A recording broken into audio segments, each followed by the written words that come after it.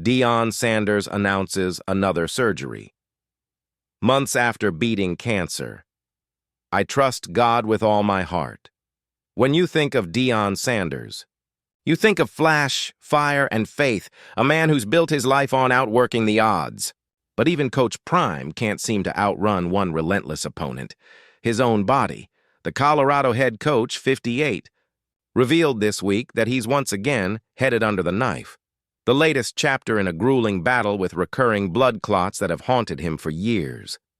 And yet, true to his nature, Deion's message wasn't one of defeat. It was one of determination, faith, and defiance. I am having a procedure today. Prayerfully, I'll be right back at practice tomorrow, because I don't miss practice. I don't plan on doing such, Sanders said in a health update. It is what it is. Found what we found. I have a wonderful team of doctors at UC Health and a team of wonderful trainers here. It has nothing to do with me working at the level and competing. It is hereditary. It is what it is. I trust God with all my heart. The quote, simple yet powerful, captures who Deion Sanders is at his core. A man who refuses to back down from any fight, no matter how daunting. A familiar, painful battle returns. The news broke just days after Colorado's 35-21 loss to TCU, where Sanders was seen visibly struggling on the sideline. Late in the game, he removed his left shoe, grimacing in pain as he tried to alleviate the throbbing in his leg. Cat's out of the bag, all right, Sanders admitted during his post-game press conference. I think I've got more blood clots. It don't make sense. I'm hurting like crazy. I'm not getting blood to my leg. That's why my leg is throbbing. For those who've followed his journey closely, those words struck a familiar chord, a painful reminder that this isn't Deion's first fight with circulatory problems. In 2021, while coaching at Jackson State University, Sanders faced a terrifying health scare that led to 2 toes being amputated from his left foot due to complications from blood clots. Despite the trauma, he didn't hide away or wallow. Within weeks, he was back on the field, rolling through practices in a motorized scooter, shouting encouragement, still commanding his team with the same energy that made him a legend. Then, in 2023, another setback arrived. Sanders missed the Pac-12 Media Day after undergoing another surgery, this time to clear clots from his right leg and to operate on his remaining toes. To the public, it might have looked like a cycle of pain and recovery, but for Deion, each procedure has been another test of faith. Faith in the Fire Sanders health story is intertwined with his spirituality. He's always been open about his faith, often sharing devotionals and Bible verses with his team and followers online. That same faith carried him through an even darker chapter earlier this year when he revealed that he had been diagnosed with a rare, aggressive form of bladder cancer. The diagnosis stunned the sports world. The former NFL superstar, the man once synonymous with invincibility, was suddenly facing a life-threatening illness. He underwent surgery and treatment, spending nights in a hospital bed that could have easily broken anyone's spirit. But not Deion Sanders. When we hear that word, it's usually a life sentence attached to it, he said during an emotional reflection after his recovery. But not this time. Not this time, because God got me. The cancer went into remission. Deion emerged victorious once again, limping but alive, leading, and grateful. Now, months later, he faces a familiar enemy. But if cancer couldn't break him, neither will another round of blood clots. The man who refuses to sit still even while managing pain and multiple health complications, Sanders refuses to slow down. He's coaching a 2-4 Colorado Buffaloes team, struggling to find rhythm in a competitive Big 12 conference. Despite the setbacks, his drive hasn't dimmed. He still attends every practice. He still speaks with fire in his pressers. He still leads his team with the same swagger that once made him the most electrifying player in both the NFL and MLB. Sanders even coaches with a urostomy bag attached, a daily reminder of what his body has endured. To him, these physical limitations are nothing compared to his mission, to transform young men's lives through faith, discipline, and belief. During an appearance on Good Morning America, he said something that has since become a personal creed. I choose to rise up and not to stay down. I want everybody to understand you can make it. We've all got something to fight. It may not be cancer, but it's something. But you will overcome. We can do this. That message, equal parts coach speak and scripture, has resonated far beyond the football field. A team that mirrors its coach. If the Buffaloes have learned anything from Coach Prime, it's that adversity isn't the enemy. Surrender is. At 2-4 overall and 0-3 in Big 12 play, Colorado's season hasn't gone as planned. The same team that shocked the world with upset wins last year has struggled to find consistency in 2025. Yet, the locker room remains united behind its leader. Every time Sanders limps onto the practice field, his players see more than a coach. They see an example, a man who preaches resilience and proves it daily.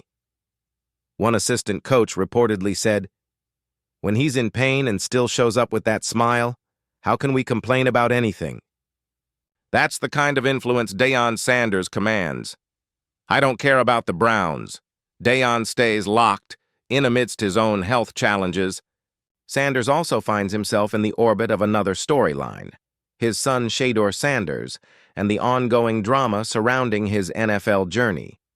Recently, the Cleveland Browns benched veteran quarterback Joe Flacco, promoting rookie Dillon Gabriel to QB1.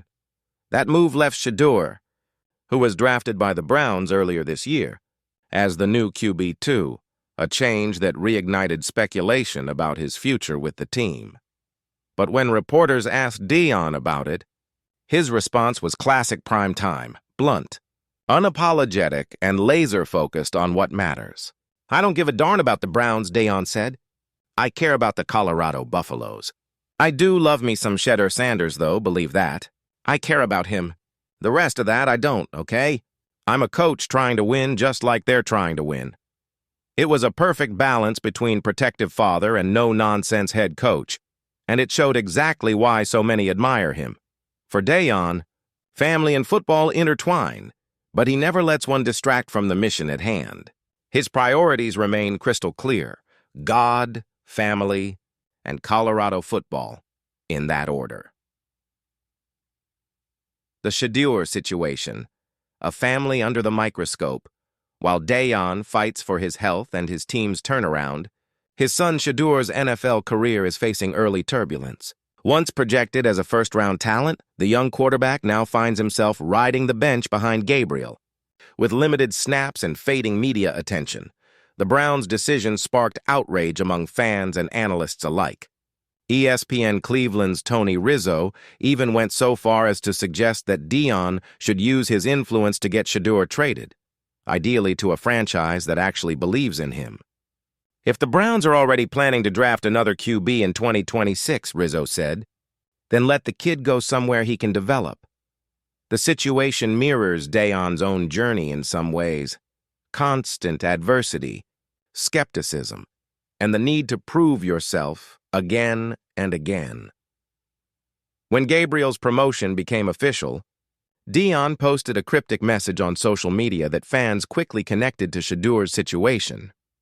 "Who told you life would be easy? Who said your dreams would come readily? And who told you that you wouldn't have to work for everything? They lied." It was the kind of raw truth that defines the Sanders brand: tough love, faith, and the relentless pursuit of purpose. Still, when asked directly about Shedeur's NFL journey, Deion made it clear his role isn't to interfere. It's to inspire. He's a father, not a puppet master. The message behind the pain for most people, battling cancer, losing toes, and enduring recurring surgeries, would be enough to step away and focus on recovery. For Deion Sanders, it's fuel. He doesn't hide his pain. He uses it as a platform. Every sermon-like post on social media, every press conference quote about faith, is part of a larger mission, showing the world what perseverance looks like. He's turned his body's frailty into a ministry of motivation. "It has nothing to do with me working at the level and competing," he reminded everyone. "It is hereditary. It is what it is. I trust God with all my heart." Those words, simple as they sound, carry the weight of a man who's faced death more than once and lived to tell the story. The legacy of Prime, beyond wins and losses, as Colorado prepares to face number 14. Iowa State, the pressure is on. The Buffs' record isn't where Sanders wants it, and the whispers of critics have started again. But that's the thing about Deion. Criticism doesn't weaken him. It sharpens him. At this point in his life and career, Sanders' legacy isn't about wins or losses. It's about how many times you can stand up after being knocked down. And if there's one thing his story proves, it's that you can't count him out, ever. Prime. Resilience. When Sanders took over at Colorado, he didn't just bring cameras and celebrities, he brought belief. The Buffaloes, once a forgotten program, became the most watched team in college football. The Prime effect boosted ticket sales, revived community spirit, and even drew record numbers of minority applicants to the university. But behind that spectacle was always the same message: faith through fire. That's what makes Deion's journey resonate so deeply. He's not just a coach battling health issues. He's a man modeling resilience in real time for his players,